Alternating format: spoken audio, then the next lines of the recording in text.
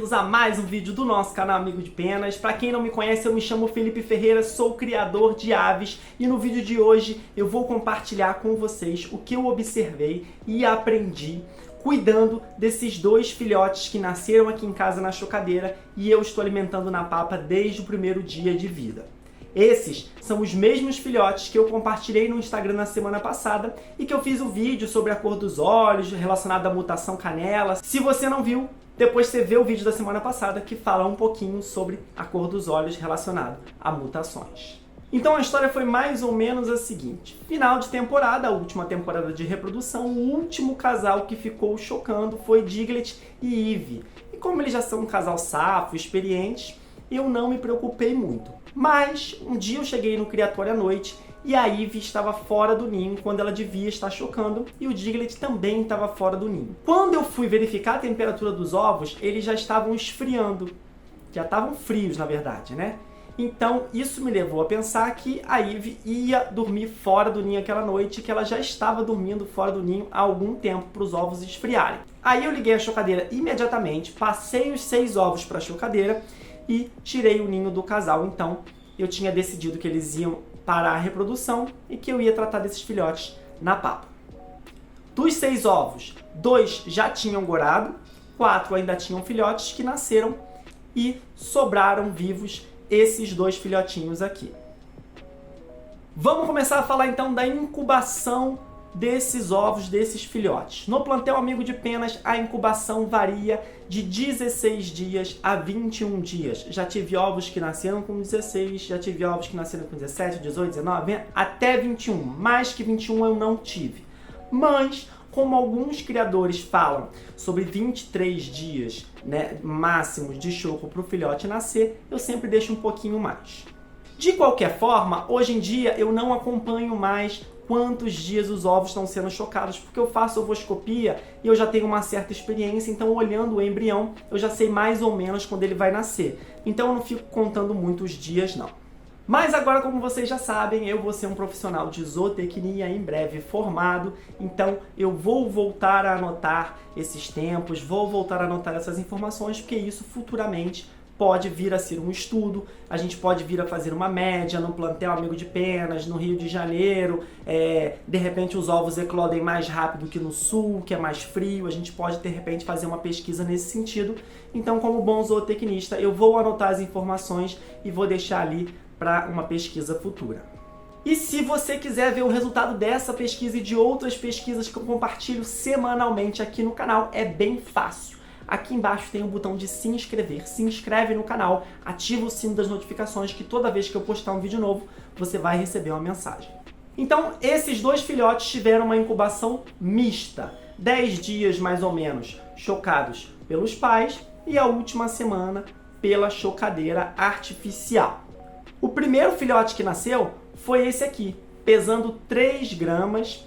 E eu vi que ele estava um pouco debilitado, estava demorando um pouco para desenvolver, para reagir. 2 dias depois, nasceu esse outro filhote aqui, que já nasceu com 4 gramas e o desenvolvimento dele sempre foi mais rápido.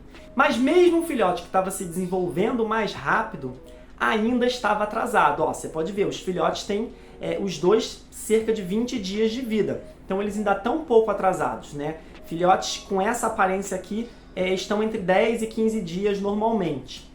E aí, percebendo que os filhotes estavam demorando para se desenvolver, eu comecei a desconfiar que a temperatura que eles estavam sendo mantidos não era suficiente. Os filhotes nasceram numa chocadeira lá no sítio, eu trouxe para minha chocadeira aqui de casa, mas a chocadeira tem uma temperatura fixa de 37,6 graus, que é a temperatura que choca os ovos de calopsita.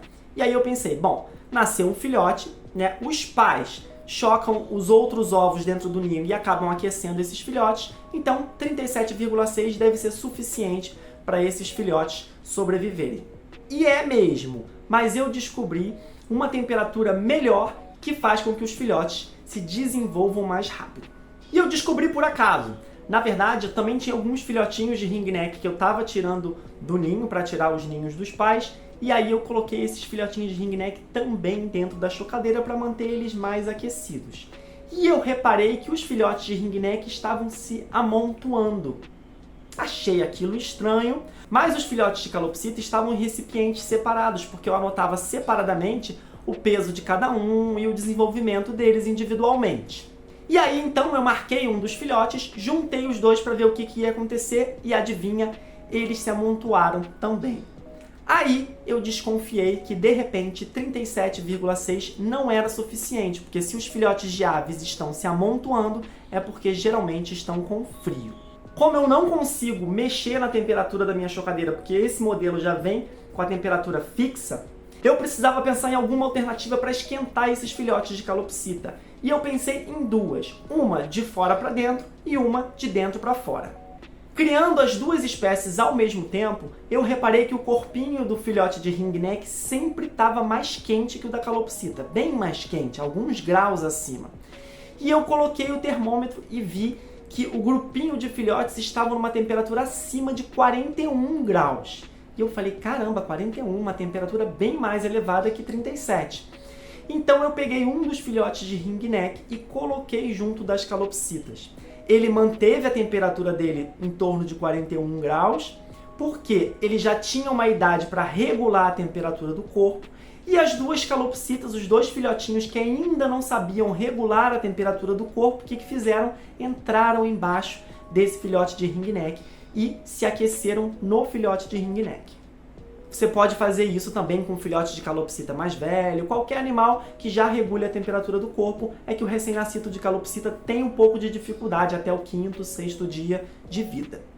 Aí eu comecei a reparar que quando eu dava papa para os filhotes, eles continuavam piando, continuavam agitados.